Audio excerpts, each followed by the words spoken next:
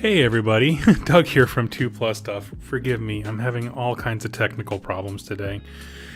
But I wanted to do a Hangout today because if you didn't see a video that I did a while back, we're actually doing a painting contest for Legacy of Atmos. This is the game that I am one of 3 co-founders for, and so basically the idea was to just do a live stream kind of showing off a few of the models, of course, and then hang out and chat along the entire time. Now I have here this beast man. This is Ulfin Blood Creek. Thank you so much, Spezia. I was trying not to lose my cool on stream. Basically, that's why I had to turn the camera off. But we're good. We're recovered. We're in the zone again. But so we're gonna be hanging out and painting. Now for this guy here, because I was running late today, I just put on some brush on primer from Army Painter. Yeah, War Paints brush on primer.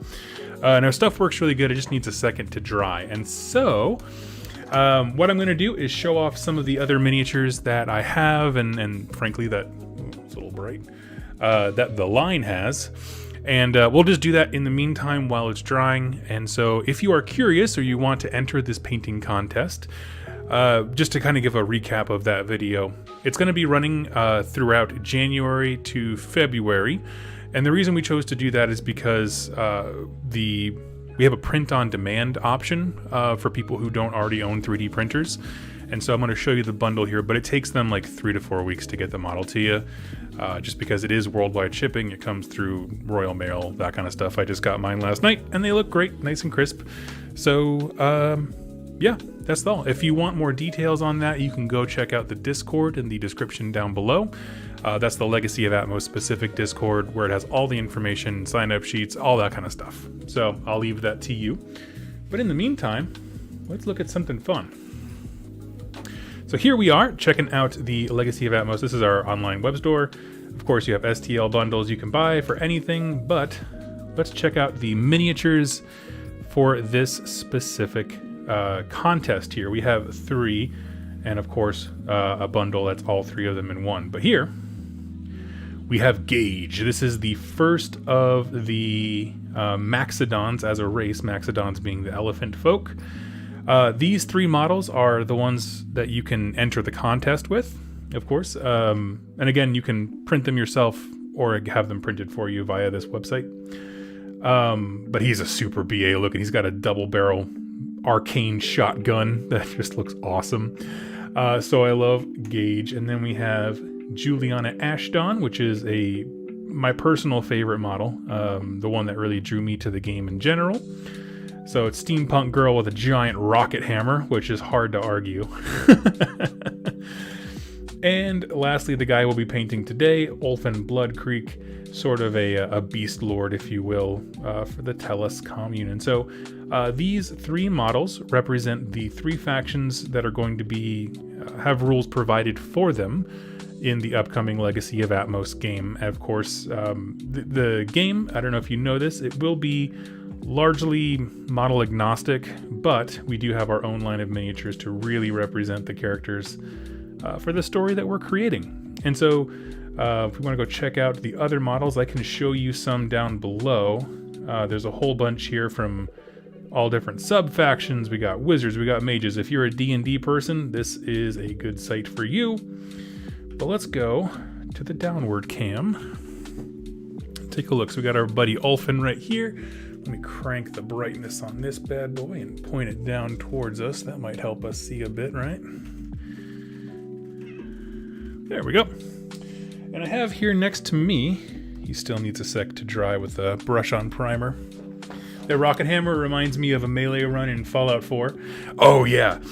And Juliana has these cool abilities to she's the only character with a rocket pack. And so she can do all kinds of cool side thrusts, and basically kind of functionally in game it would be the equivalent of teleporting around the board, but you know what I mean. Like if you've ever played Battlefront, when you have a jetpack character, if you go do a side strafe, it just fires off a little bit and shoots you off.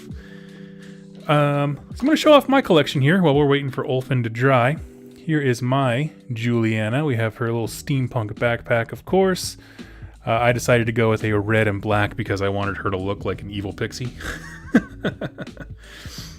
and a whole bunch of other minis. These guys I hadn't quite finished yet, but here we have the what are they called? The Gyaramus, are basically our steampunk mechs, which are nice. And a whole bunch of different kinds of basic soldiers. And so these are really great for use with like any kind of sci-fi game, or, you know, fantasy, steampunk, that kind of stuff.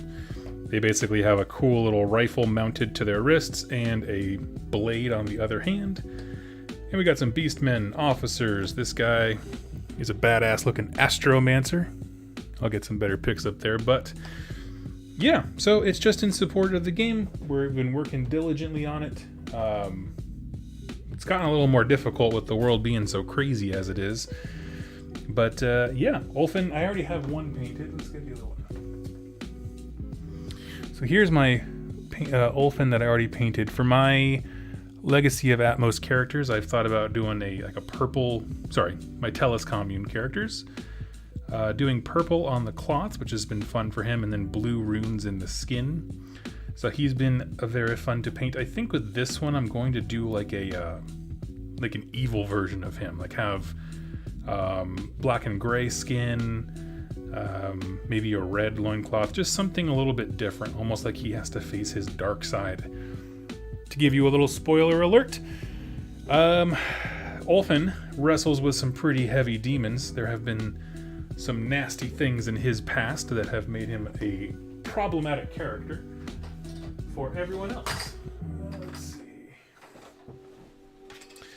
Throw that there. I'm just going to glue him to a base real quick just so I can more easily hold him. We'll get him on a painting handle here. Like I said, I was running terribly late today. And then I had, right before the stream started, of course, Windows had to do an update, so then I had to update all these drivers and stuff like that as well. It was just pandemonium, but we survived. So I'll throw this here. So I'm going to go ahead and respond to the chat here just for a little bit until this is done drying. Does anybody have any questions, comments, or concerns regarding the Legacy of Atmos miniatures? Because I'm here, and as well as my co-founders are listening in intently. So while this is going on, I'm happy to answer any and all questions regarding, I don't know, it's an Ask Me Anything. Let's see. Oh, thank you guys so much. Spezia Poet, excited to see the wife's old corn starter box come in today. Nice. As someone who works a desk job, I need to ask you, the more experienced painter, how do you prevent yourself from developing carpal tunnel? You know, I don't know how I do it. It's certainly not something I'm conscious of. Oh, wait, I need the smaller one.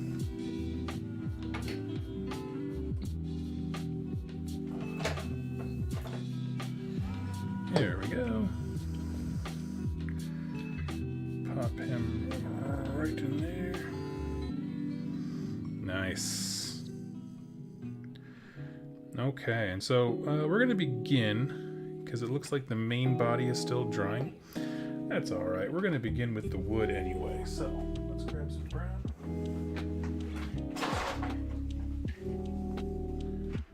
And we'll do dryad bark.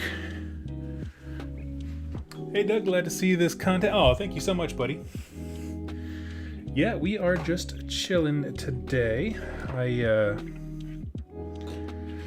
morning got all flustered around, and now we are settling in. So, as far as Legacy of Atmos goes, I'm just going to talk casually about the game that we're creating, and hopefully don't divulge too much information that my co-founders read me out for it. So here we go. Initially, the game started as sort of like a boxed game, like a self-contained system kind of deal. And we were revising different things. They did the Kickstarter, which is actually when I did the ads for them. They did the Kickstarter, and then there was just a bunch of feedback of people saying, it's a lot. Like, there was enough stuff to build multiple factions in there. But people didn't want that. They're like, oh, give us something smaller, a lower price point, better starting point. So they took it down and started working on that, which is totally fair. And then in the meantime, while that happened, the world went insane when it comes to shipping globally. And so the decision was made to move to a model agnostic format, and still, obviously we still have sculpts. We can still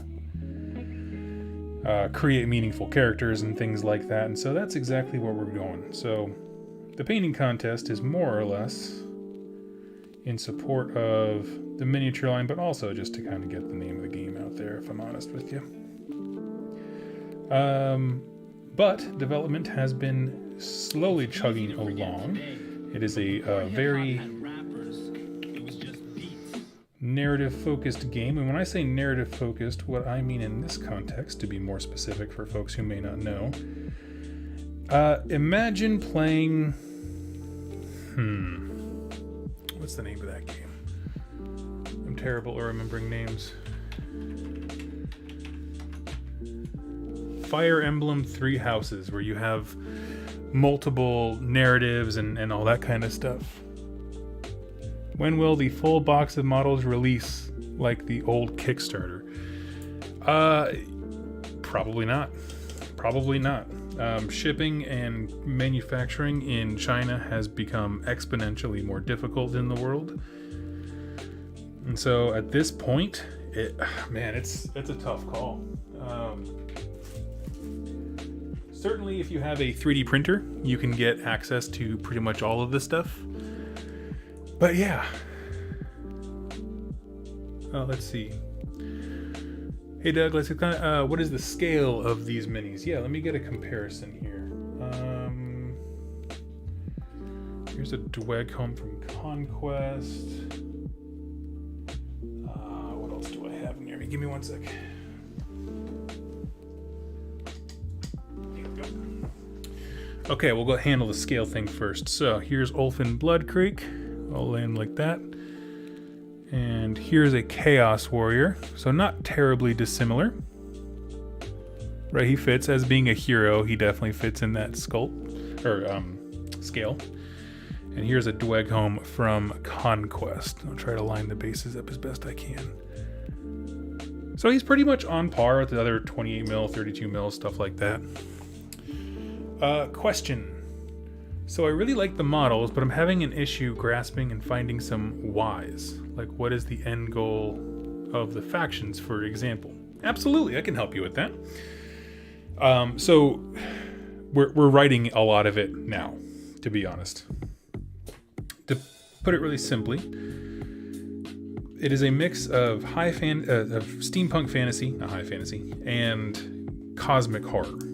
That there is this world of, ancient deities and all these kinds of things in the stars, and what you and I interact with on the table are just essentially their pawns. Humans, and the planet that the entire setting takes place on, known as Elpis, is basically a grand experiment. The evil gods split up and hunted down all of the good ones. I'm way oversimplifying here. Obviously, there's more complexity than what I'm off the cuff dishing out. Good gods are all like on the retreat. Bad gods are ascendant. And one of the hopes that one of the good gods remaining has is like, hey, what if I created a people that, or at least a force or some kind of faction that could help us win the day against the evil overlord guys. So he says, okay, he builds this planet. It's a whole perfect ecosystem and it seeds the planet with a bunch of different races, hoping that one of them will evolve in such a way as to become enlightened and be able to help him fight off what are called the Titans of Destruction, the bad guys. So the various factions on this planet are all parts. They're either the experiments themselves, which are humans, meaning They are a race that's meant to be curious and excited and build things and explore, all the way to the Tellus Commune, which are these guys, and their job is to basically maintain the experiment. If one race gets too uppity or kind of turns to the dark side, they are the ones who purge it before it gets out of control and kind of, like I said, maintain the experiment. Humanity, on the other hand, doesn't understand that. They have no cosmic knowledge. And so their kind of overriding mission is to just, all they see is a bunch of forest creatures attacking them for no reason. They don't understand the greater implications of things. So while the forest creatures are attacking them to try and wipe out humanity, realizing, oh man, these guys have just gotten way too powerful, they have all this technology, and it's just way out of our league, the humans are like, I'm not going to be scared of you. I'm tired of being scared of what goes bump in the night. And so, and so that's the cause of the conflict. Now, beyond that, there are some things that I don't want to spoil, but the two factions are being manipulated very heavily by another force entity. Not ready to divulge too much on that one yet. But what it essentially comes down to is humanity thinks that it is in the crosshairs of destruction, which it is, because the Tellus Commune realizes that they are a threat. And so the drama of the humans is, okay, well, they just see them as a beast that needs to be squashed, and how do we do that? Well, we know that they worship something called a soul tree. It's just a very important geographical place to them. So humanity's thinking is, why don't we go destroy their soul tree, and that'll scatter them, and we'll be left alone, right? Mankind can proliferate to its heart's content. And so kind of the tension is, we need to destroy the soul tree. Unbeknownst to them, the soul tree is very important to the overall experiment that's happening on the planet. And so its destruction will be very, very meaningful and impactful. It's more than just a totem, that it's not like the big tree of life in Avatar that everyone just has sex around and chills out. It actually has like a meaningful impact on the environment. So that's kind of like the broad strokes. Now within that story arc, within the realm of humanity, we actually have three kind of factions represented. We have the Great House Ronin, which is the main, hero of the story.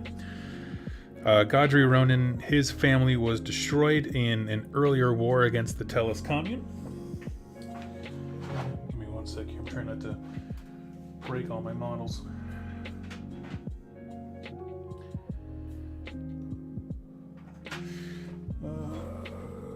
Dust, where are you? Here we go. So Godry Ronin, his family was destroyed. He's the last heir, and he is out for vengeance. Now he's generally respected, thought of as a very good hero of the people and all this kinds of stuff. But that dude has a darkness in him. Obviously, some child trauma that never really resolved on its own. And so, while his motives seem good on the surface of like, oh yeah, Godry's gonna lead us to the forest and kill all the bad things and we'll be safe, he actually is being played for a fool by another power that I will not mention right now, because his anger is being preyed upon. Essentially, there's other things in the works that were trying to get Godry into the woods to destroy the soul tree. And so it just becomes this drama of like character motivations as well. We have House Vaughn, which is another sect of humanity that really emphasizes technology, like specifically the Cryalis technology, where you can harvest Cryalis from animals or the wilderness and use them basically to power spells and mechanica and all these kinds of things. And they're also manipulating him to get him into the woods. Why? Because then we can go on a warpath and just collect what we want. Not too dissimilar from invading a country for like their oil supply or something like that. And so that is kind of where the main tension lies. And along that, there are some other characters that all take different parts, but that's the overarching of why. That's why they're fighting anyway. That was me rambling for a while, and I'm kind of out of breath. Does anybody have any questions? I feel like I lost my track there. I don't do so well live. When I do lore videos, I tend to record them in advance. But Spetsy, did I follow up? Did I answer? Did I give you the answer you were hoping for?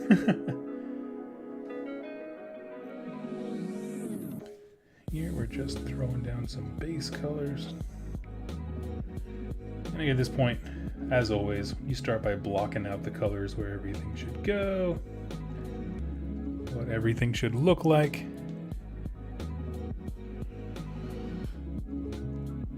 Darth Cole, when will a full box of models release like the old Kickstarter? Well, we're kind of moving away from a model-based setup just because of the way that the market is. It is exceedingly difficult to get models manufactured and shipped. One of our contacts that we did business with is that basically in the last 5 years, a container that would have cost us, I think it was $2,500 before, like $2,500, could cost anywhere upwards of 15 grand, something like that. I mean, it's exponentially getting worse. And so we made the decision to kind of lean more into a model agnostic game. Now we of course have these things and we want to do stuff with them. We want to do painting contests, and we're going to have a lore contest at one point where people can write stories. And normally with my lore contest, I'm a little bit limited by not limited by anything, but you can't do so much with them because Games Workshop owns all the intellectual properties, but I can do whatever I want from my own. So that is the plan. We're going to be doing lore contests. Let's get some red, some fiery red.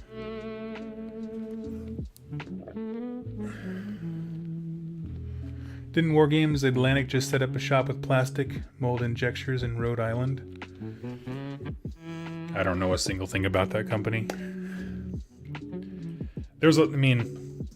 Just because something exists doesn't mean it's the right solution. It seems we are in a golden age of game rules. Pair that with 3D printers becoming easier to use, and I imagine this is the way going forward. Yeah, it definitely seems that way. I mean, anyone in listening can create a PDF of a game and throw it on Wargames Vault, and boom, you're a game company. Just because the market is so saturated when it comes to model designs and things like that. It's hard. When we were having our discussion about, kind of like the way forward, once we got that message from our manufacturing partner, we just kind of like quickly realized, like, well, none of us really want to, if we had a Kickstarter, it would be almost 2 years before some people got their products. We're just like, that's just not acceptable for us. Like, that would be such a hard sell to people.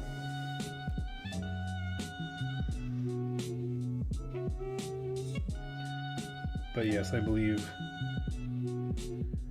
the future of wargaming is tied intrinsically to 3D printers, partially, but more specifically tied. I'm just going to get in here, get these little bits on the X here. PDFs and digital downloads and that kind of thing.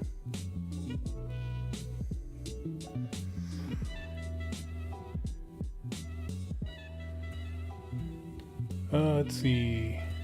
Wargamer Willie, thank you so much, buddy. Always happy to drop a tip when it's live. So I grabbed another chariot. Sweet, I'm at 3. What do you think of the Dragon Riders? The Stormcast ones I'm gonna try them on Friday.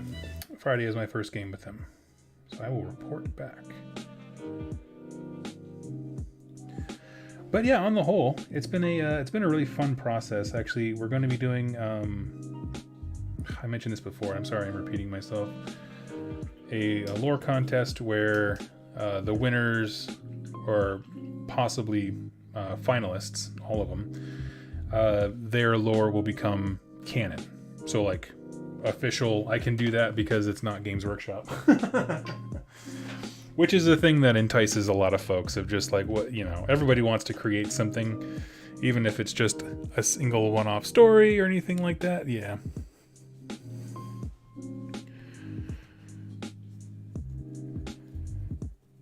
Oh, sorry. Not on the table. I didn't see that, buddy. I'm so sorry. But for painting and hobbying,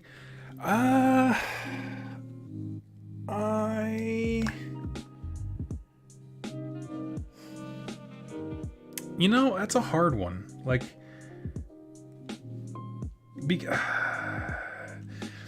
my thing is I get sticker shock real easy. And so anytime something's above like $60, I'm like, which is, obviously, when you're talking Games Workshop, not a lot of money. $60, that'll get you a kit.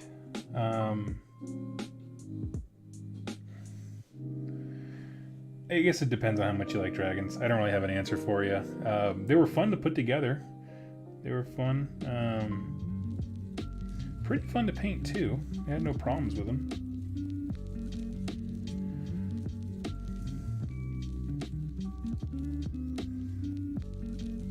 But were they $120 worth of fun and entertainment? That's a toughie.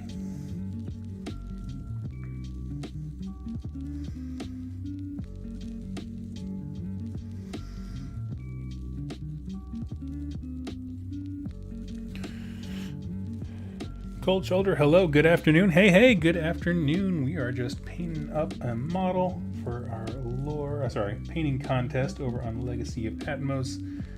As I said before, if you are interested in joining, I have all of the links in the description. If you wouldn't mind, go ahead and join that Discord, because that helps us immensely understand what people are interested in and how they found us. Going through right now, and I'm trying to get all of the ropes and the bindings and all that kind of thing.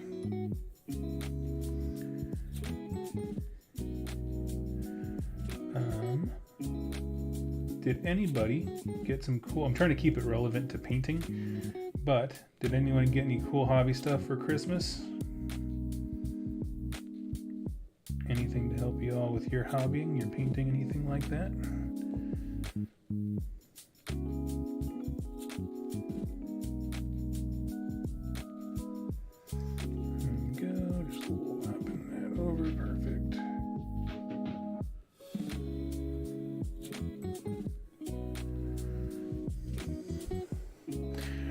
How big is the game going to be? That's a great question, Brent. So, of course, like any miniature game, you can crank up the points level and do whatever you want. What we're designing and balancing it around, I think, is going to be a relatively small skirmish game. So, think 8 to 12 models.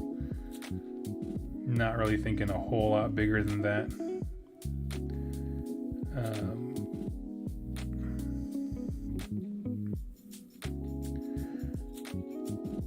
Because it keeps things pretty manageable.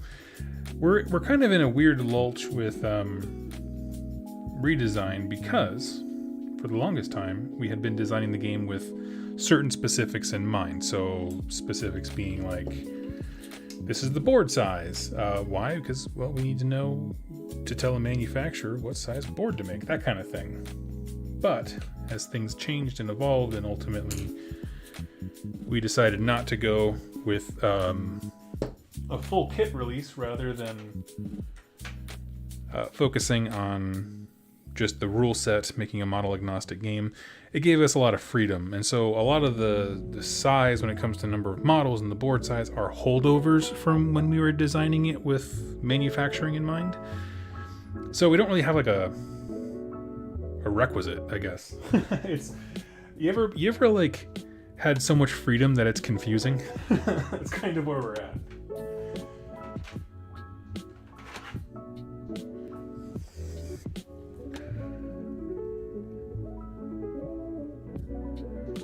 Let's see.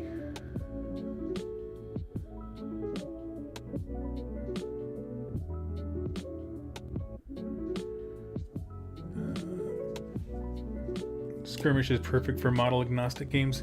Yeah. Nice. I got some cool gifts out there, man. For me, my gift of the year, it's sort of tangentially related to the channel, but it was a Polaroid camera, and which I didn't know was a thing still. Thought as a species we were past Polaroids, but my mother-in-law found one, and I'm excited to take it to conventions and grab pictures with friends and fans of the channel. Can immortalize them on my wall.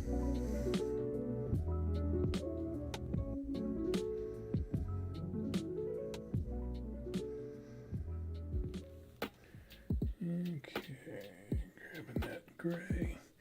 Now I'm using a darker gray, Mechanicus gray, to be able to start painting up the axes. I want the axes to be a little bit of a different kind of tone of gray than his skin. We're going for like an ashy type skin, but I don't want the axes to get lost, you know?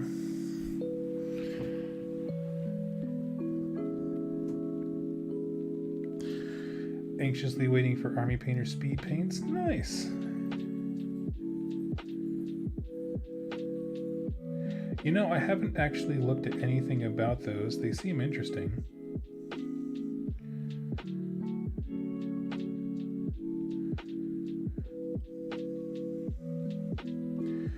I know they hit up like quite a few of the painting YouTubers and stuff like that I know, and that's so cool.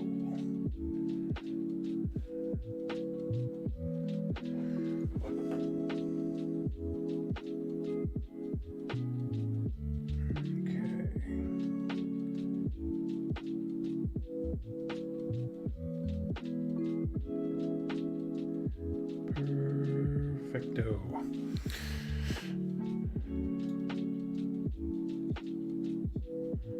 On your Instacam, you can get film with cool borders like sheens. Ah,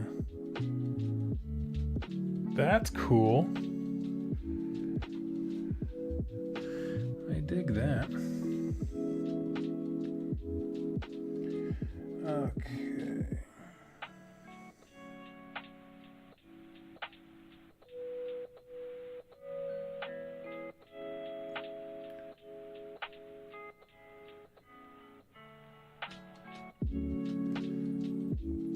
This is filling in nicely.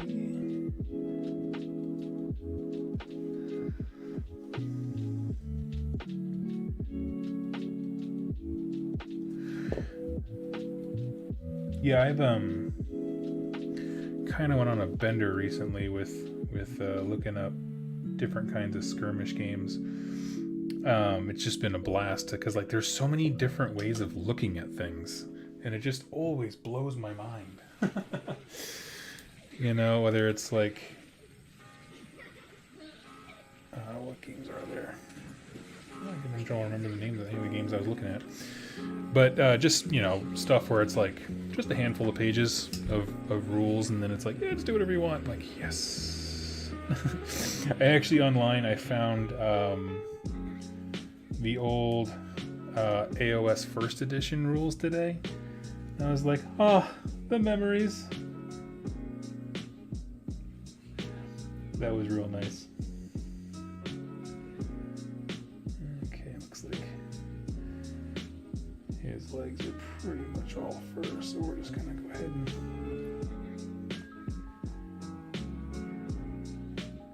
and initially I was painting him up like a GW Beastman, which if you haven't seen those, they tend to have just kind of patches of fur, but this guy, his entire leg, he's like a Mr. Tumnus of Murder.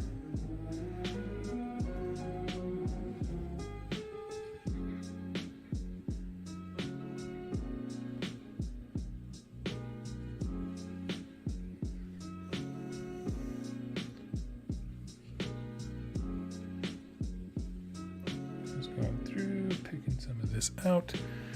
Humble suggestion for the rules: an app where core rules and unit stats are automatically updated.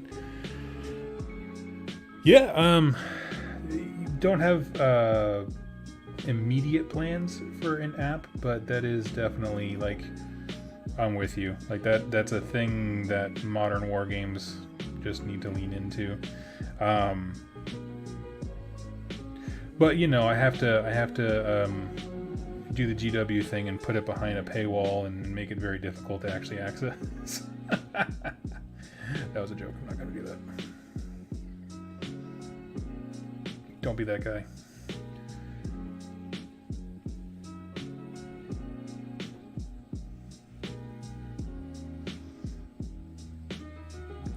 But yes, using, because I think, oh man, I think that's like the next thing.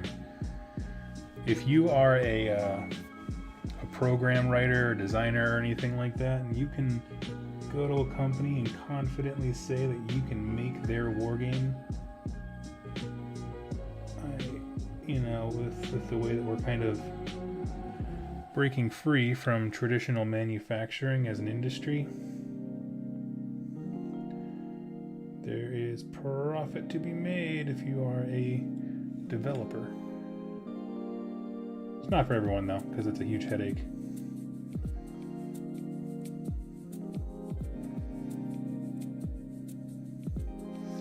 Because sometimes people can be awful to developers for no reason.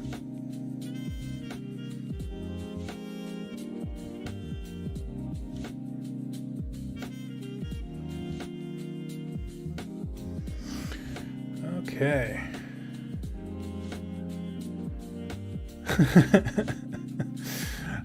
Fine paying for rules. My girlfriend's pet project is making an AR app in the style of AOS reminders.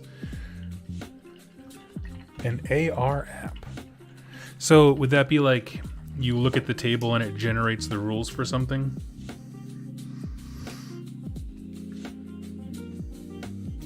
So if I look at Blight Kings, it brings up the rules for Blight Kings? Because that could be rad.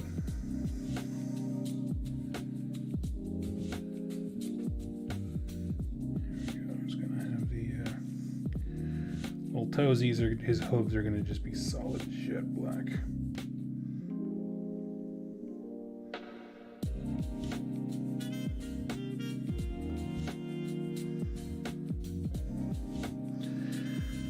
Boom. This guy is looking menacing.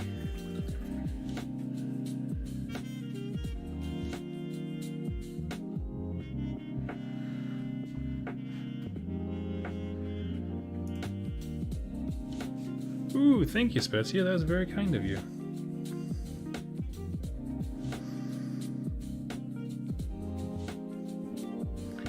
Sweet. Okay, now I'm gonna grab a fine detail brush. Let me ask you guys this. You choose this for me. So he has like ashen gray skin. I'm gonna build it up once the first layer is dry. His fur is a early dark, not quite black. You can't see it from here, but here's a color version where you can kind of get a sense. What color should the runes all over his body be? So in this one, I matched them with the axes and I went blue. But for our evil Ulfin, Nega Ulfin, what should we go with? I'm happy with pretty much anything. Red would be the obvious. But once that's done, then we can throw a wash on him and then get to cleaning some more stuff up. So I'm going to open it up there. Y'all tell me, what do you think? Direct color wheel opposite of your already painted. Okay, well, let's look up a color wheel.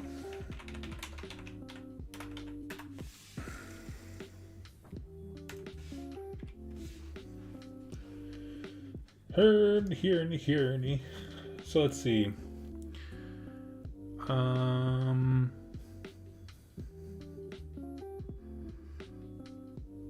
So answers, we got Warpstone green, we got orange. So here's the thing. Orange would certainly be complementary to the red because he has red runes and all that kind of stuff. So orange would not be a bad choice there, I don't think. Green. Yeah, red and green go together. Absolutely. What do you guys think? Here we have the color wheel all pulled up for you. Because direct opposite would be blue runes, and then red in the axes and stuff like that, which is always an option. Strength Hammer, hey buddy, how are you? Hope you and yours are doing super well. I'll give the chat just 1 second here if anyone wants to chime in. Throw an idea out there for me.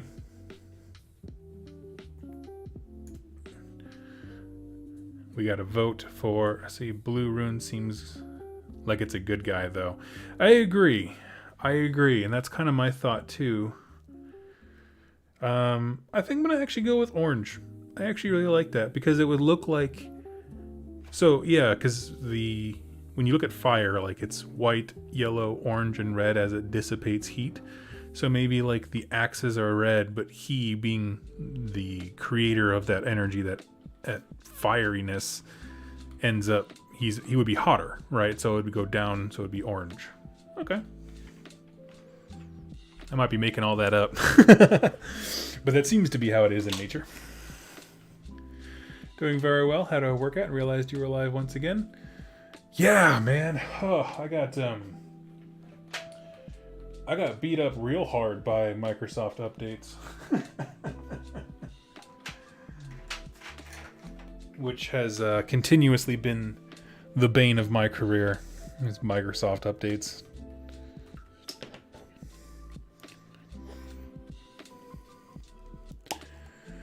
Let's go for it. So we'll throw that. Got a big wad right there.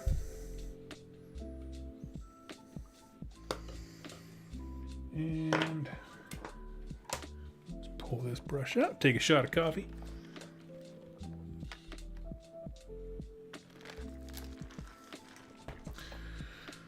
And we're going to jump in here.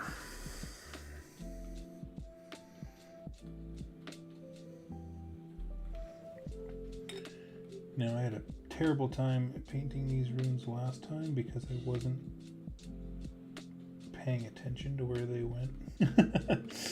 I was being a dingus about it.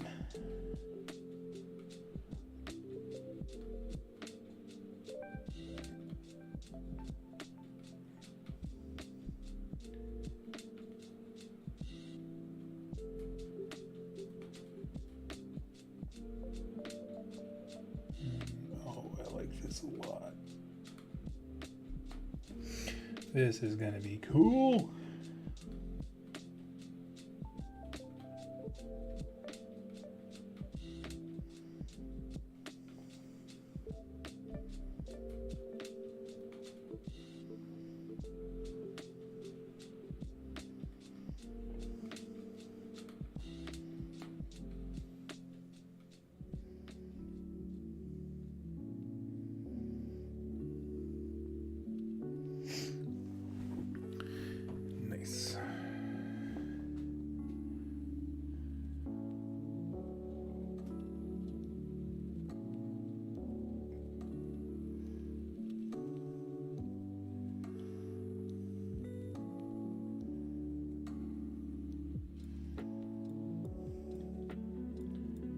Forgive the silence. I'm just working in really, really sharp detail.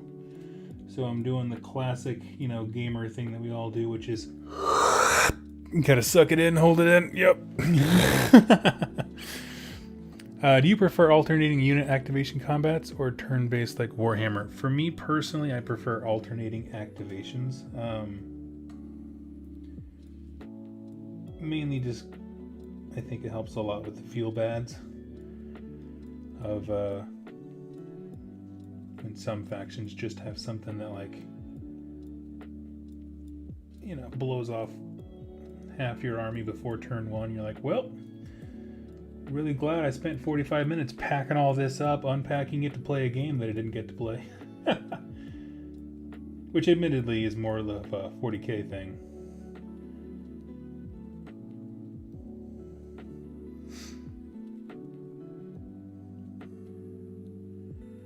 Or I should say I've had more problems with that when I play 40k than AOS, but shooting has always been a tough one for war games.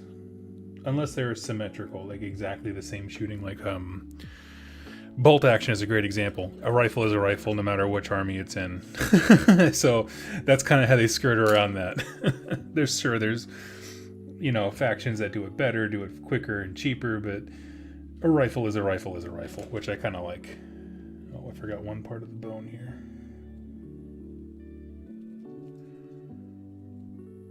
I thought that was part of the tattoo, but it's actually like a little fang from this shoulder thing.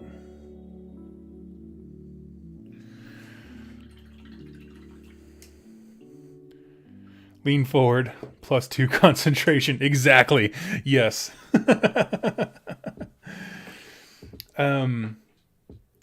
An example of a full mass army game that does alternating activations would be Conquest, which is another reason that I really like that game. And even within Conquest, there are ways for you to activate a single unit that immediately lets you activate another one. So you get 2 activations before your opponent gets 1. And even in that format, it never feels so oppressive. There are some nasty tricks that you can do within that, but it's just a starkly different feeling from an entire army going versus an entire army going kind of a thing. Was that the game with the bag system? Yes. So if you're not familiar with bolt action, the way it works is for every unit that you bring, unit being a dude with a gun, okay, so every model, fighter, whatever you want to call them, you get a die. It's just a normal d6. You and your opponent, the only rules is you just can't use the same kind of dice. They have to be distinctive in some way. For every unit you have, you put your dice in a bag, 1 die each. For every unit your opponent has, they put them in the same bag. Then you shake that bag up, and then throughout the game, you randomly draw, and whoever's dice it is, let's say I have blue dice, my opponent has red. We pull a red dice, my opponent gets to activate a guy. He finishes that activation, and then we pull another die. And if it's red, well, he goes again. And we just keep doing that. And so the way that the balance of this works is, if it's 50-50, it's I go, you go. Like in terms of if we keep alternating, which dice are pulled out. If the red die, they do really well in the beginning, every time you take a red die out of there, now you're going to have fewer activations near the end of the round. And so red team might dominate in the beginning, but then it's balanced by the fact that now the blue team is going to absolutely crush it late game. And so it's this really cool kind of like seesaw effect of, you might have had a good streak where we pulled 3 of your dice in a row, and I might be on the ropes, but man, that thing can swing real hard. That pendulum is unforgiving, to say the least. And so it ends up making it a very interesting game for sure. But it's one of those things, like, that's such a unique idea that I hadn't seen anywhere else, of just using true randomness, theoretically.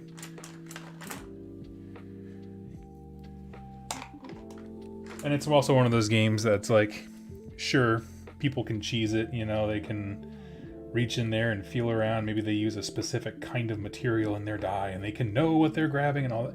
It's one of those games. If you're cheating at it, you're missing the point of it. I was part of a group in the Seattle area that was really getting into bolt action. But for me, they were approaching it as like, look at this great alternative to 40k. And I was like, I like the game quite a bit and I would absolutely play it. I don't think it's a replacement for 40K. Like it's just a very different beast, you know, and it's not trying to be. They don't promote it that way. They certainly don't promote it as a competitive miniatures game. It's a historical, but people will do what they'll do. Jambo, how's it going? 2+? It is going well. It is going well. We're just hanging out, painting some cool models from Legacy of Atmos, which is a game that I'm helping develop, along with my myriad of other projects that I have going on. And I am enjoying the fine company of some cool warlords and generals alike. Here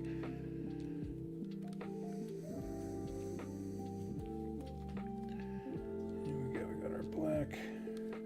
Start here.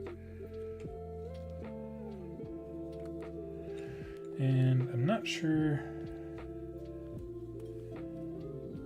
Let's see how we're getting. So basically, I'm not sure how well this is showing up on camera, just because I need to get a better webcam for the downward shot. But so it's a gray for the body and a charcoal, like just off black for the bottom fur.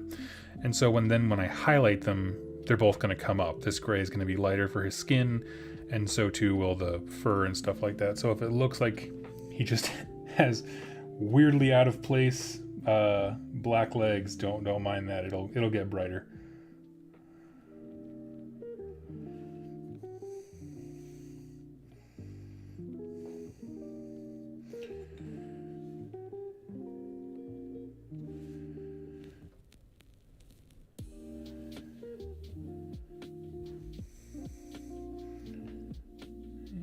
Go, picking out the colors. Almost done with the washes.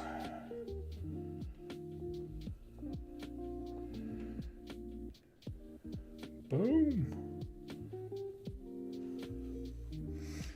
Nice. All washed up. Now this is a thin wash of Nuln Oil and stuff like that, so it's going to take just a hot second to dry, but then we can go to the fun part. For me, this is the worst part of painting, right? When you do all your base colors and block and wash, and then you have to just kind of wait. No funsies. So what I'm going to do is clean up my brushes. And for those of us just joining, let's see, let's take a look.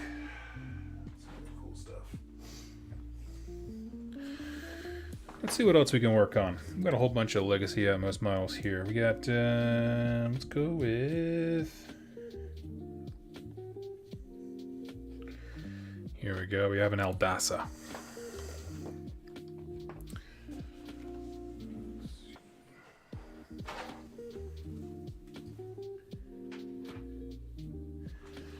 And I'll show you a better image of the model I'm painting here. Let's see. This here is the Aldasa. It is essentially, that's when I hit it with a hairdryer. Yeah, of course, that would blow out the speakers here. Essentially like 4 sprites, something like that. Think Spriggans kind of a deal. But yeah.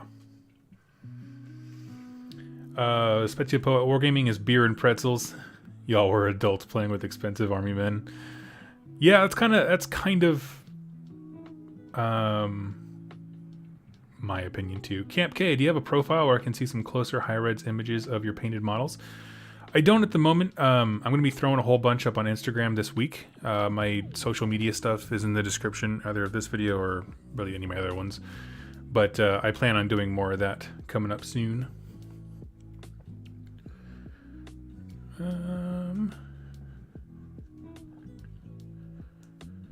So yeah, anyway, that's what we are working on. Sorry, I was just reading the chat there, making sure I wasn't missing anything. So start off not entirely green, just mostly green.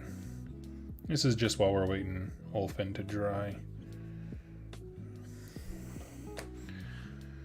I went to Nova some time back, and I did a basing tutorial with Duncan before he left GW, and I had an absolute blast. But yeah, we had to hit everything with a hair dryer because it was taking forever. Those texture paints are no joke. Took forever for everything to dry.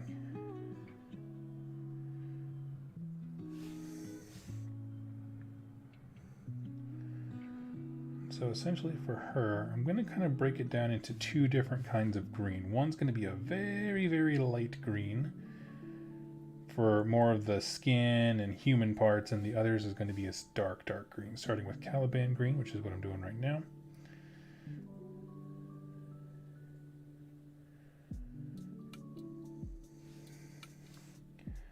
And that's just to cover up the later parts and act as the vine whip.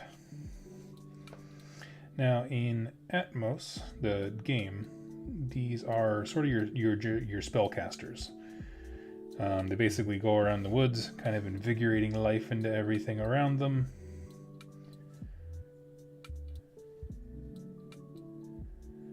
And just generally act awesome.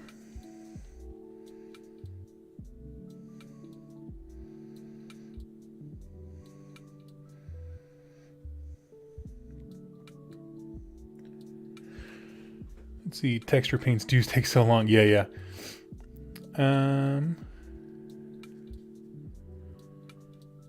I get it. Big tournaments. Yeah, I agree with this, Betsy. If the goal is winning, I feel like you lost the script on the hobby. But yeah, I mean, you know, it's just different perspectives. I try not to poo-poo competitive-minded folks. I mean, because for every person that is an absolute tool at top tables, there's somebody like my buddy Jack from Rerolling Ones who can play in both worlds. You know, he rocked Path of Glory multiple times. He's an awesome dude. It's the folks who I think lose sight of the human aspect of the hobby that I kind of struggle with. What I mean by that is like, Jack will beat you into the dirt with a competitive list, but he also has the social wherewithal to understand, like, you know, maybe I don't need to crush so hard in this specific instance. Maybe I can let off the throttle just a smidge, you know, that kind of thing, and just make sure that the other person's having an okay experience. I think when you move away from that, I'm like,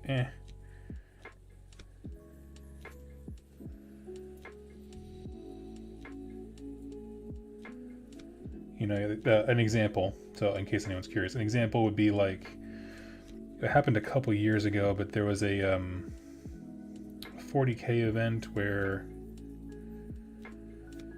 if you're not familiar with 40K very much, they have kind of something similar as AOS, where if you have reinforcements come in, they always do so at the end of the movement phase, and this guy puts down something from reserves, and his opponent goes, okay, so you're done with your movement phase. And the guy was not. He just got ahead of himself and accidentally put them down.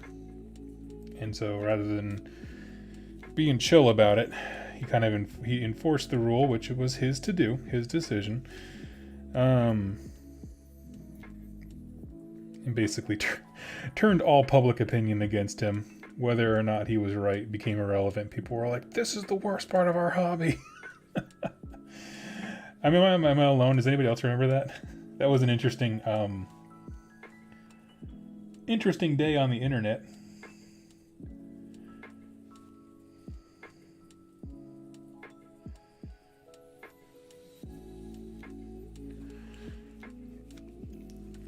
I don't mind getting tabled by competitive players so long as they're an enjoyable person. Exactly, yeah.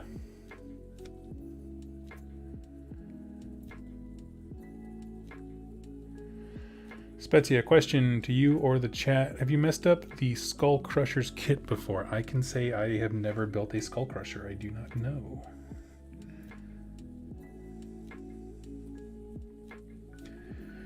They don't look terribly difficult, and they come from that era of GW design where they're pretty simple. All those demon kits, there's not much to them.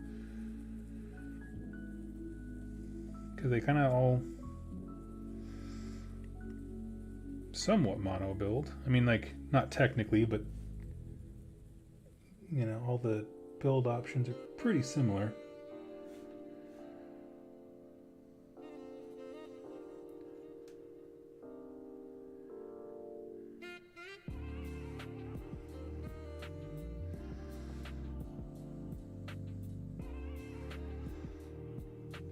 Okay.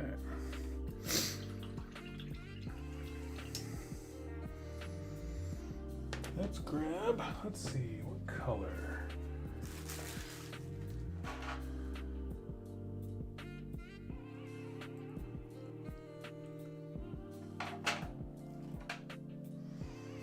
Okay, so this color, it's gonna look really wild and dumb for a little bit, but basically I'm going to, I started with Caliban green, so it starts real dark, and I'm gonna do the skin with an Avalorn Sunset.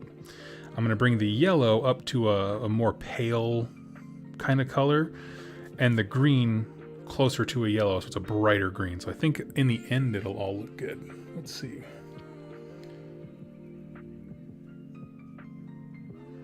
Exactly, my friendly local game store owner told me once, that guy prevents those guys who are interested from joining. Exactly, yep. Yes, and honestly, like,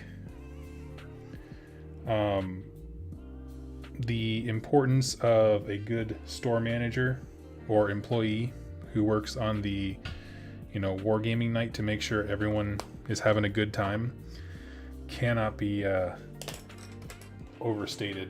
Like, I've seen entire game groups fall apart because one person was being a tool, and the store owner just let it happen. You just kept letting the guy be super rude to people, and it's like, nah, man. It affects your profit margin too. But you didn't want to hear it. Oh, but I like him. He's regular business. I'm like, how much? Actually... That's a bit too much yellow even for me. Okay, let's do this. Let's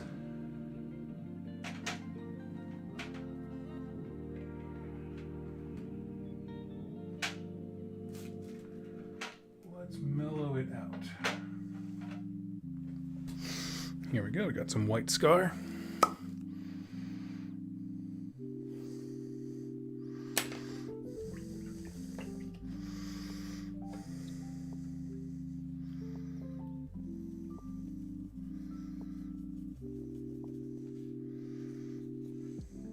This is the last leg of this pot of white scar anyway. There we go. That's more what I was looking for. If you're thinking, Doug, you're wasting so much paint. The bottle's basically empty. This is the last hoorah. I work a little more yellow. Like just a smidge. I think that's looking a lot better.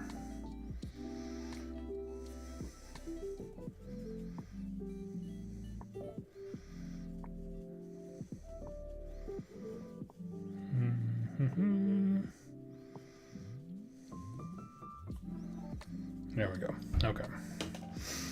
If you're at home screaming about the monstrosity of color I just created, welcome to the party, pal.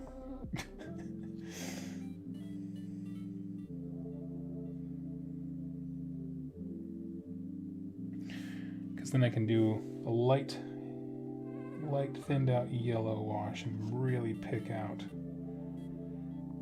the details here.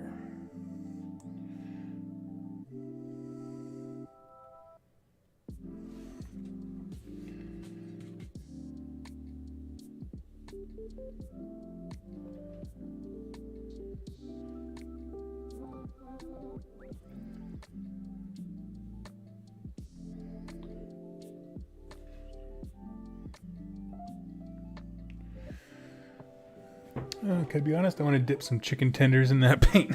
It does. It looks like honey mustard for sure.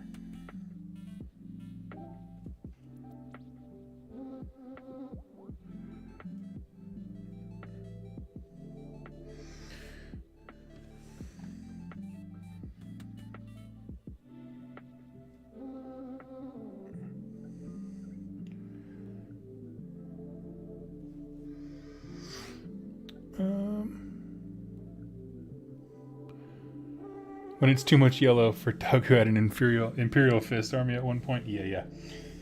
We know we've gone too far. Man, that was the worst mistake. I hated that project. None of the yellows ever looked right. Oh, it was terrible.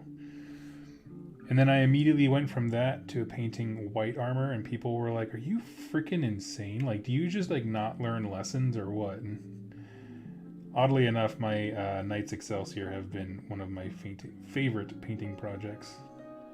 Because it's just a matter of like finding, if you're new to painting, here's what you do.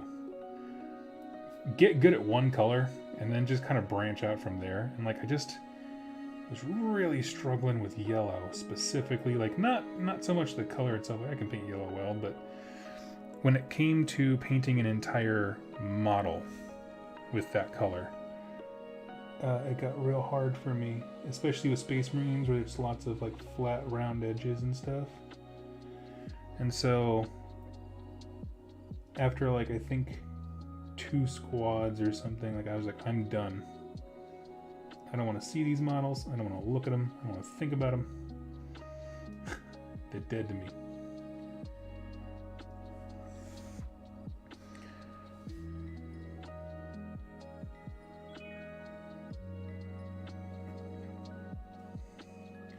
And inevitably, when you express that, there's always someone online who's like, oh, I think painting yellow is actually quite easy. You just got to do X, Y. Cool, and then you do it. Leave me alone. I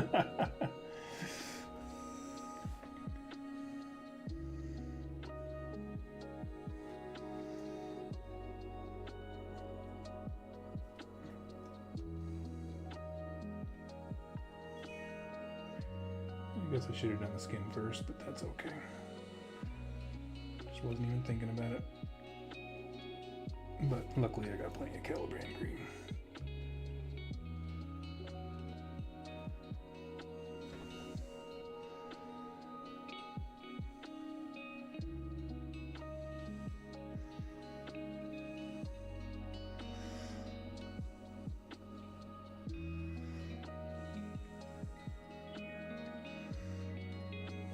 Nice.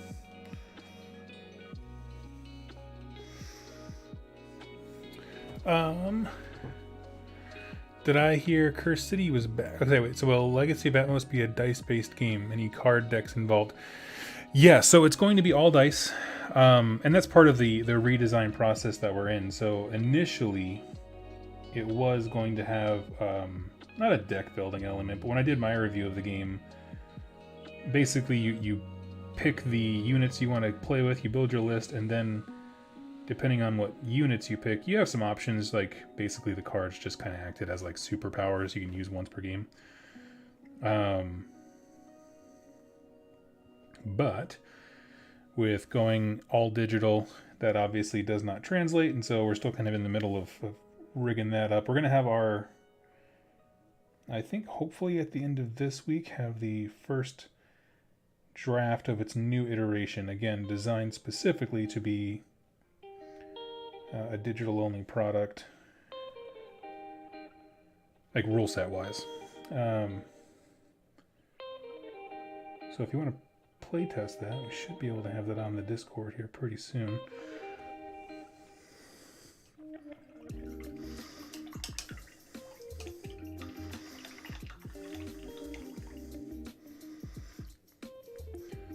This guy and just touch up some of the green that I biffed.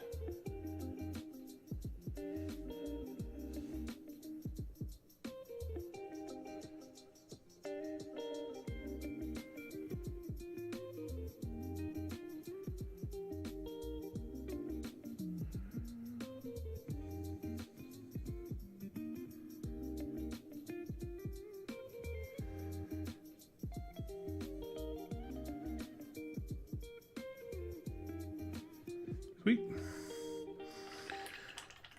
We have a very fair skin tone on her, and we're going to yellow it out just a little bit with some washes. I think she's good. How's Olfin looking? Still wet as the dickens. Okay. Let's do something else. Let's see.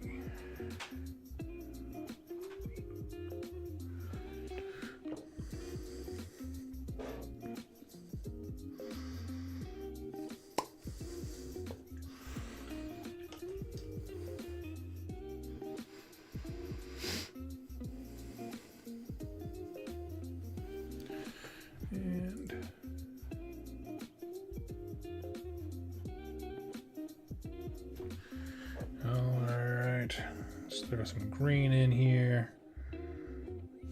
Actually, let's be generous with green. Right, she's mostly green. That's what we want.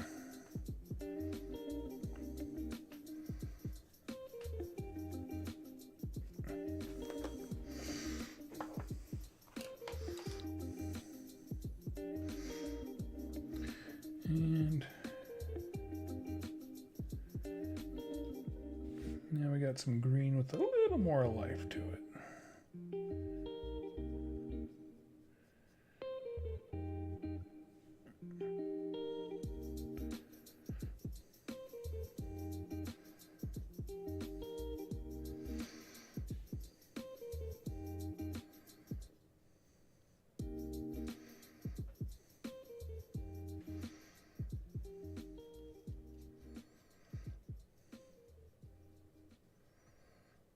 I'm not really worried about where that green goes, just kind of working it into the model a bit.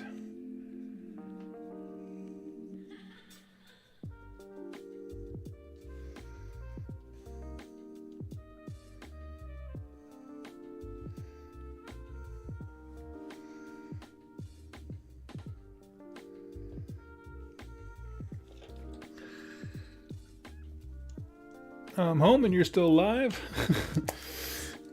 Yeah, I'm gonna be live for maybe half an hour more, something like that.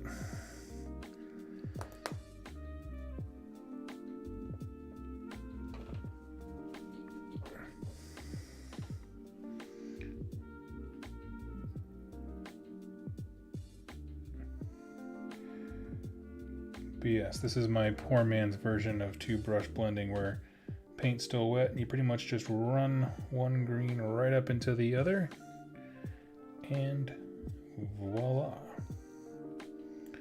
you got yourself a stew going. Anyone who gets that reference is my friend.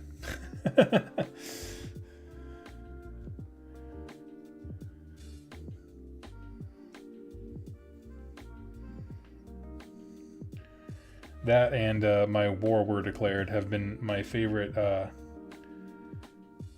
jokes to sort the wheat from the chaff when it comes to fans.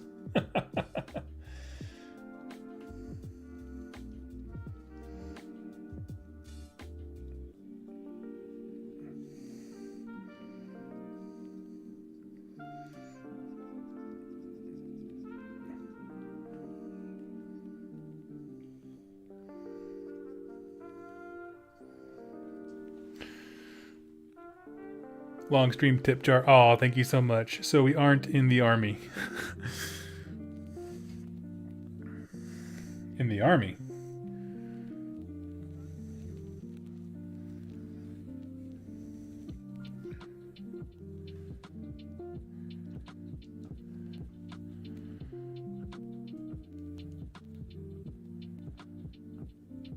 If only war were declared. Yep, war is the H word, exactly.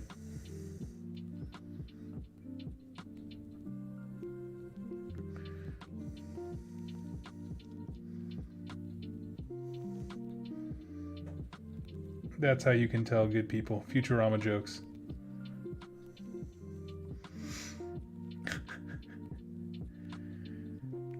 It only matters if war were declared. What was that sound? War were declared. Oh. So now we're going to bridge the gap between all these colors.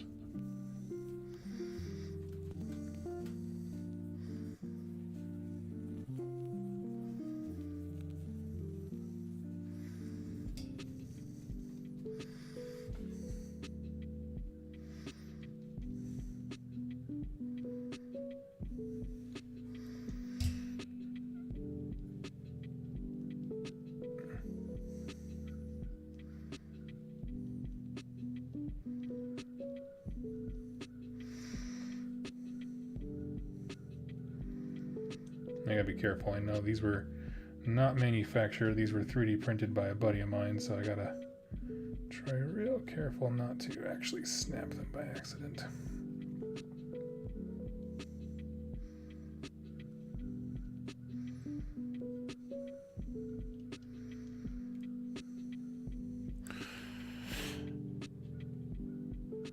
Zap Brannigan as a character in Atmos, how would he fail? How would he fare?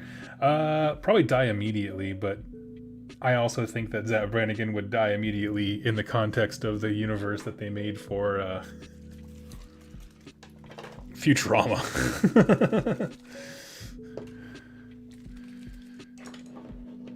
If I die, tell my wife I said hello.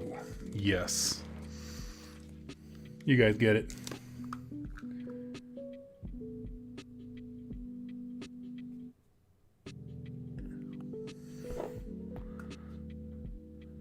But he would die with hair on his chest, exactly.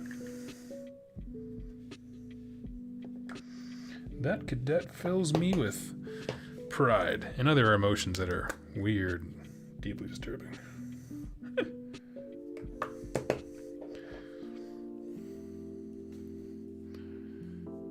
Perfect line to come in on.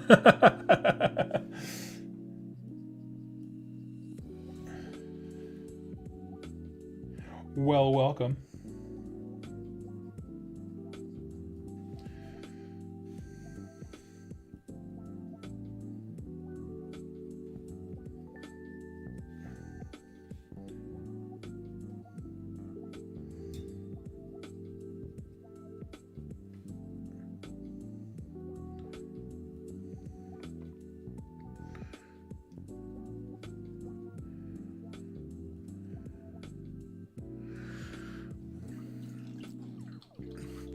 Brent, I actually quoted that line the other day. Jess and I were playing Mario Kart, and we made this monstrosity of a car, and she's built like a steakhouse, but she handles like a bistro.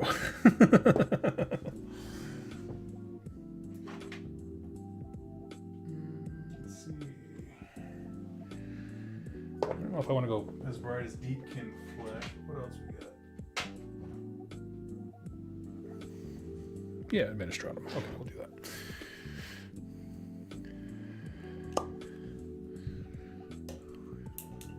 Speaking of NCP, Doug, have you read King in Black yet? If not, Comics Explained has a supercut of it. Ooh, I love Comics Explained, sorry. So I will give that a listen, but no, I have not. Do we have a dedicated... Oh, I guess we sort of do. I'm trying to think if we have a dedicated, like, comic book shop near me. And there is, but it's definitely, like, not their big thing. You know, like, not their main business. I guess there's one in downtown.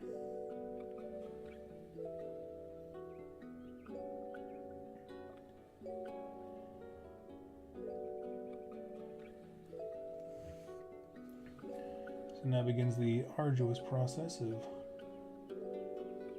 going through and highlighting all the muscles. Check out my bulges.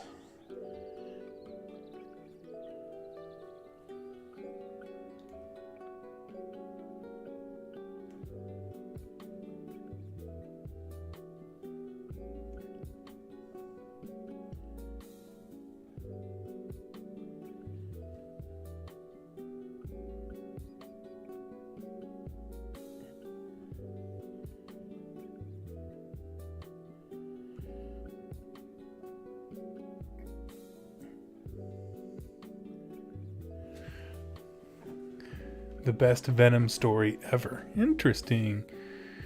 Mr. Molly Malout painting Legacy of Atmos. Yes. Yeah, we actually have a painting contest going on. Well, it's just starting up, so that's why I'm doing the stream, was just to kind of like alert people to it. If you head to the website in the description down below, it'll show you the Legacy of Atmos store. And that is where you can get the Olfin, Gauge, or Juliana model you'll need to be able to enter. But yeah, we're pretty excited about it. There's a bunch of cool stuff going on between there and the Discord.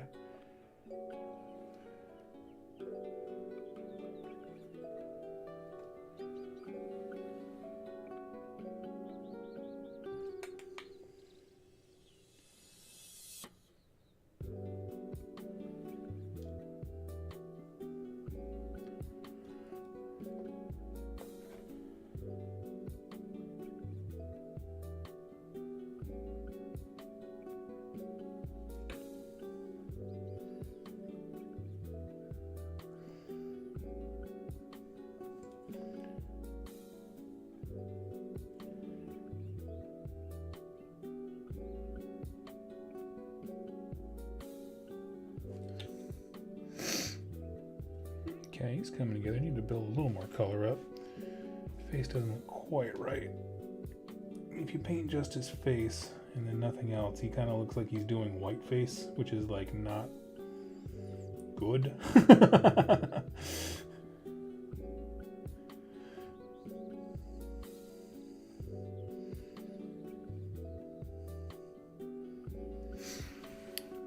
Morning, fellas. Hey, hey, hey!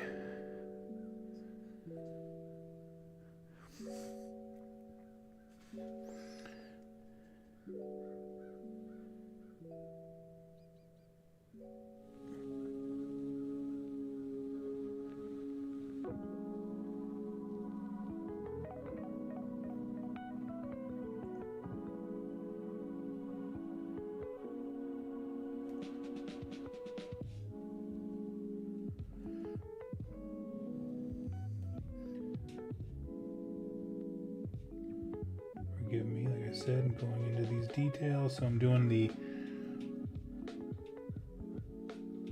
+2 concentration lean in that we talked about before.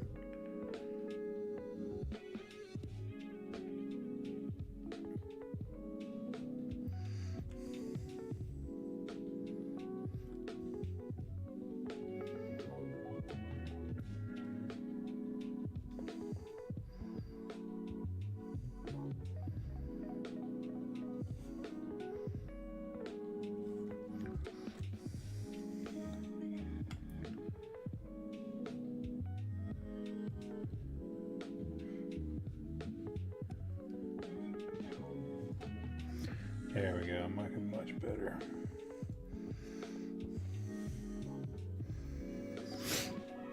Holy crap, them is some good deals. Oh, for the miniatures? Yeah. If you have a 3D printer, which I don't know if you do, but you can get some pretty cool stuff.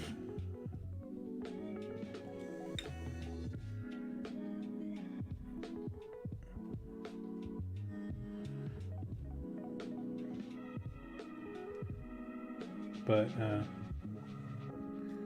my favorite model has been, to paint anyway, was Juliana Ashton. That's the girl with the colossal rocket mallet. Just because someone mentioned it before earlier, but it does remind me of the rocket weapon, the super cruncher from Fallout.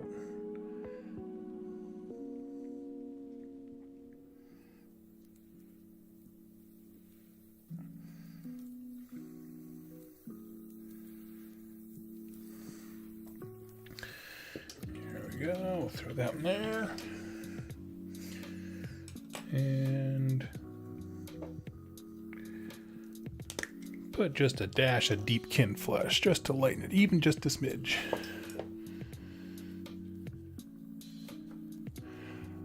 Nate, I see we're getting a new Dwarf Fire Slayer in that set, but someone on the stream was talking about Dwarf release rumors. Have you heard anything? No, I don't tune into rumors at all whatsoever.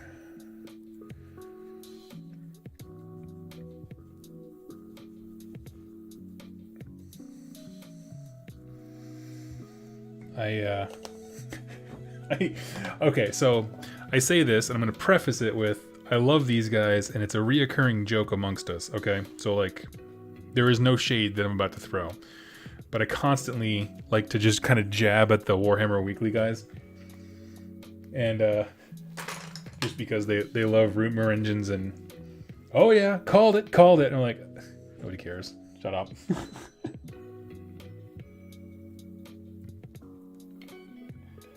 Oh man. No, I could not care less. Because my thing is, if you trust the rumors, right, let's say you got a source that you trust. This person, they've been right all the time. It doesn't really help. You'll have some stuff where it just kind of seems like it's just people stirring the pot for no reason. Even if your source is accurate, does it really help you? Does it make it any better if factions come and go? Does it make it any better if you know that, oh man, I need to buy a certain kind of model because it's going to be amazing. It doesn't matter. None of it matters.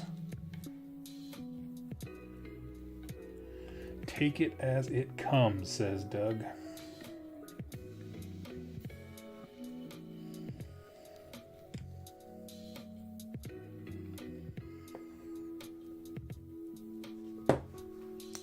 That's the official stance anyway. How about that?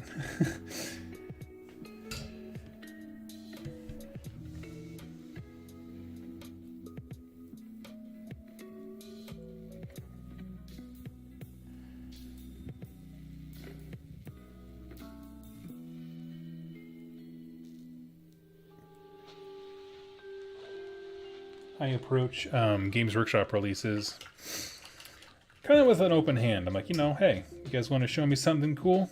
Fine. Dazzle me, right?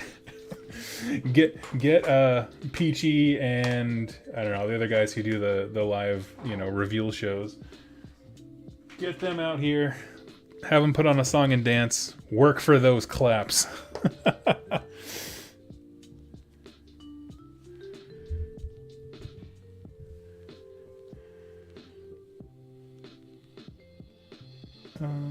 Okay, wait, I lost my chat. David Jones, will you be doing an old world army, and if so, what faction? Well, that's another one where it's like, I don't know exactly what they want to show us, so I'm not getting too excited about it until I see it.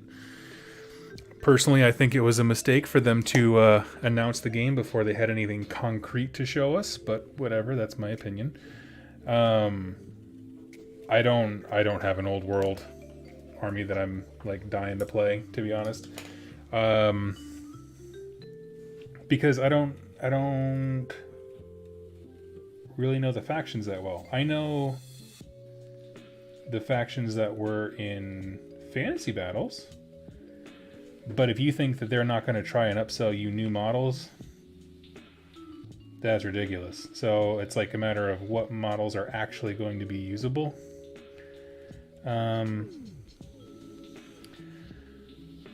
I suppose I'd like to try a Dark Elf army in some variant, assuming that such a thing is there. Either Dark Elf or, just traditional Chaos. Because, Chaos is the David Bowie of Warhammer. It fits all fashions, It just...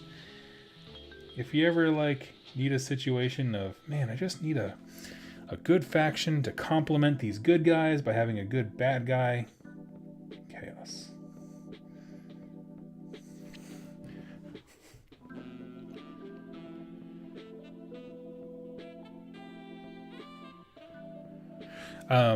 But yeah, so I'm not, and I'm certainly making it clear, I'm not opposed to the old world game.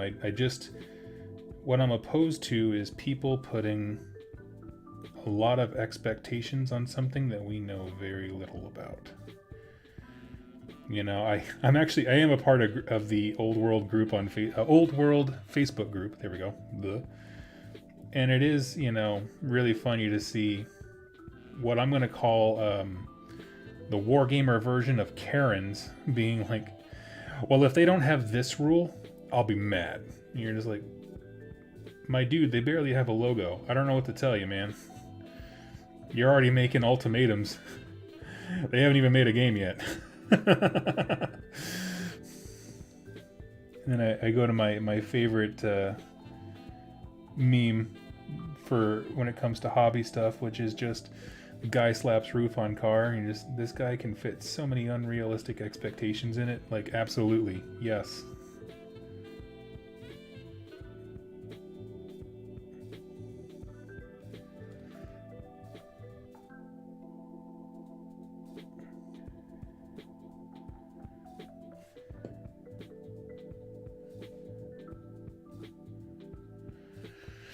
Let's see. It's dealing with some hurt people. For sure. I mean, it's dealing with some grouchy people. Hurt. I don't know. But it is dealing with some grouchy people, and nostalgia is very, very powerful. And that's honestly why I say I think it was a mistake to not have anything substantial to report when they announced it. You know, because they were basically just like, here's a logo, see you in 3 years, morons, nerds, and then left. And I was like, well, that wasn't a way to start a discourse.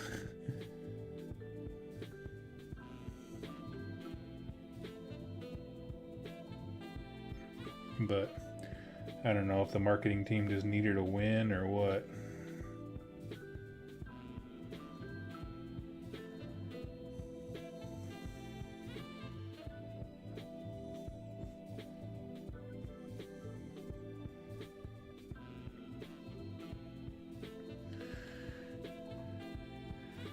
I used to watch this Orcs and Goblins player bring in a Ragnarok, and I think every game that thing died. Give a few games where it paid for itself. Yeah, like, you know, but when I think about Warhammer, the old world stuff, right? The old edition, I think about things that would never do well in gaming today. The kind of things that people complain about. Like, I love so much the animosity rules from Orcs and Goblins, but all it did was make you worse. Like, so if you don't know, essentially, I'm gonna butcher the description of it, but to put it simply, if you have Orcs and Goblins, when they go to charge, you have to roll on the animosity table to see what happens. There is a possibility that your Goblins want to show how big and tough they are, and so they surge ahead and get into the fight first. Your Orcs may want to do the same thing, show how big and tough they are. But then there's also this possibilities where they totally forget that your enemy's army exists, and they just punch the ever-loving hell out of each other. And so it's just like... So your whole army, you know, you're not ripping models off the table necessarily, like, you know, it's not like it just insta-kills a unit. But your army functionally is like, looks at the enemy and goes, wait there! we gotta clean some house before we come and kick your butt. And then it just turns on itself, and it's like, oh, okay. And I love that stuff. Giants who, like, throw a rock that only ever hits once every, like, 200 times, or, like, if he trips and he falls in your direction, you're uber hosed, all that kind of... Oh, man. I live for that stuff. I love... Whatever the dumber the rule is.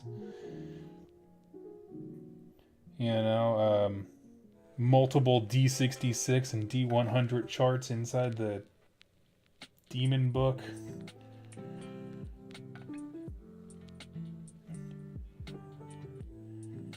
Which luckily I did get a chance to play that before that went away in 40K. There's a small local gaming group up in the Seattle area I was having a grand old time gaming with.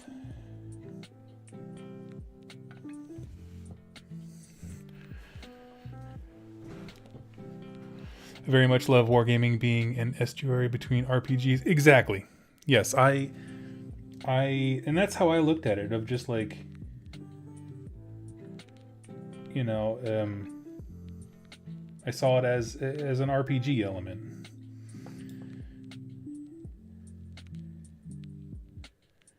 I just think, man, if that came out in an AOS book today, you would be able to hear the aneurysms of angry gamers all around.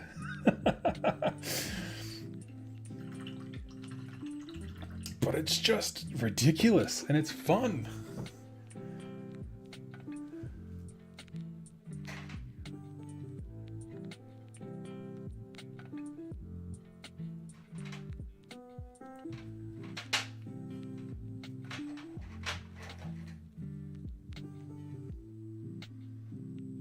Okay.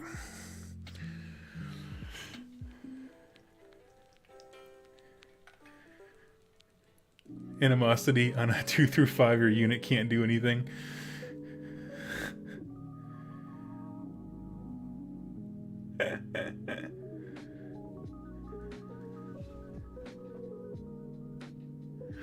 No, I understand. It always had the potential to not be fun. I get that. But, you know, because here's the problem with saying that something is not fun. And Willie, I'm not disagreeing with you at all. Having your unit stand there and do nothing is absolutely annoying, and that shouldn't be in a game. You should always be able to do something with your cool toys, right? But I find that to be no less unfun than Vanguard Raptors blowing you off the table turn 1, which happens pretty regularly. So it's just kind of a hard thing of like, well, I firmly believe that every unit should be doing something on the table, but at the same time, it's like, I want those things that it's doing to be wacky and fun and... But I agree. There should be no time where the models that you buy cannot do a thing. Because then what are you doing? What's the point of all this?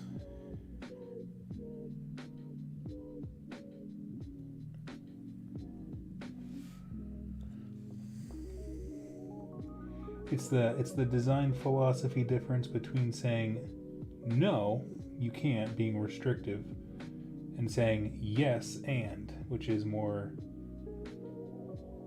I guess, sort of the role-playing side of things, of just trying to get people to do wacky things, have fun interactions.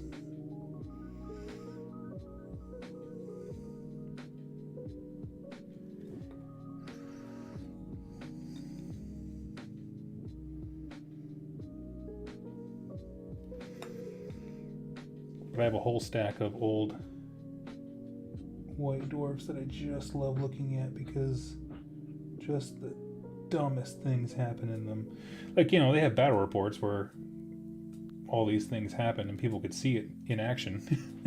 It looks janky and dumpy, but it's awesome.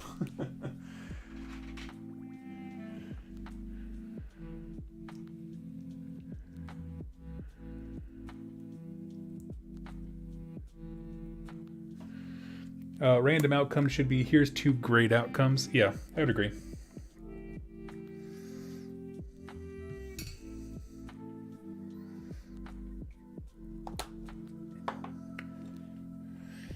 You know, I think an example of that in modern gaming might be like,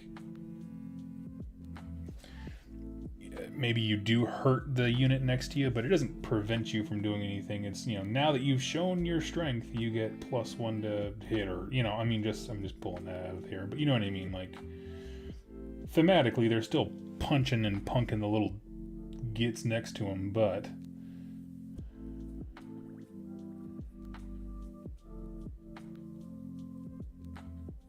it's not in a way that shuts down entire units or just murks them.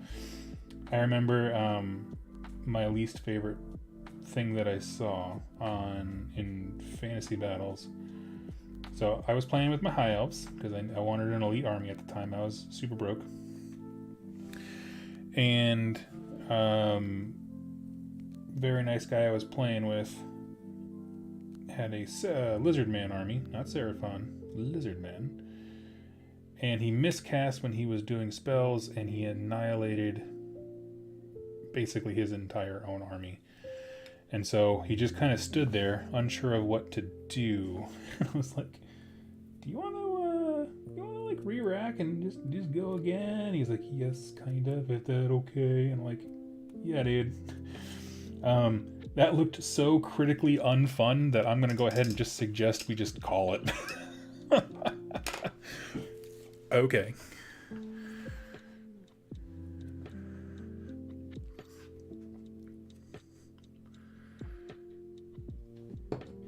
Let's see. He is coming along.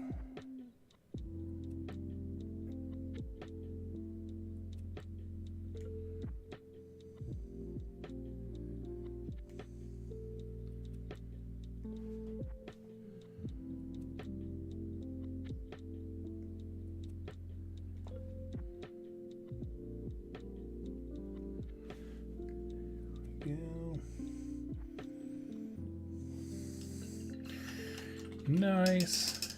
Okay, well, you know, friends, at this point he just needs to dry a bit because I don't want to like start spreading paint around by accident too much.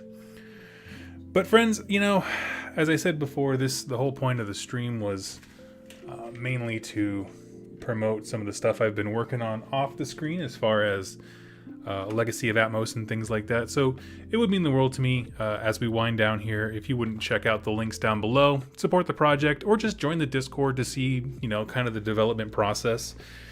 I think in the next 2 weeks it's going to be quite eventful, just in terms of us revealing the shift that we made from the manufacturing arm of things to a more digital-based design, that kind of stuff. And of course we do have models to go with it. So if you'd like to enter the painting contest, go ahead and follow the links down below. You can ask about it in the Discord. And grand prizes are pretty sweet. We actually have one of these models, the Juliana, the girl with the rocket hammer, literally in bronze, like bronze of the metal, not plated, just a bronze version of it as our trophy, which I think is super funny. I didn't even know that you could get that done, but you can. So anyway, friends, check those links out, and I will catch you, what's today? I'll catch you like the next 2 days in a couple lore videos I have planned and written out. So I will catch you all very, very soon. Have yourselves a wonderful day, and happy wargaming.